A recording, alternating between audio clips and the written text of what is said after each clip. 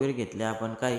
मग काय मशीनची पूजा वगैरे झाल्यानंतर गाडीला मशीनमध्ये टाकलं, म्हणजे मशीनला गाडी नाही नाही नाही चुकू राहिलं ना, गाडीला मशीनमध्ये टाकलं आणि लगेच घरी घेऊन आलो. घरी आल्यानंतर मी आणि आईनं पूजा वगैरे केली, आई बाबांना आम्ही.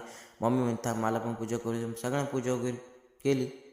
आता रात्रीची पूजा वगैरे तर केली, पण म्हणलं आता मशीन चाललं तर पाहिजे आपल्याकडे, दुसतं अजून काय फायदा आहे. चला म्हणलं आता त्याचं रॉट वगैरे फिट करून टाकूया. खाली घेऊ सर्वात पहिले वाट्याचे खाली वगैरे घेतलं, टायर वगैरे काढून टाकले, त्याचे लगेच रॉट वगैरे फिट केला त्याला. आपल्याला थोडंफार त्यांनी सांगितलं होतं कसं फिट करायचं कसं नाही. आणि म्हणलं चला यार वावरात चालून पाहू आपण. अरे मित्रांनो काय चालू राहिलं ते, म्हणलं आता मशीन तर घेतलं पण उपयोगामध्ये आलं पाहिजे आपल्या, नाही तर आपलं तसेच पैसे व्हाय चालले जाईल त्याच्यामध्ये.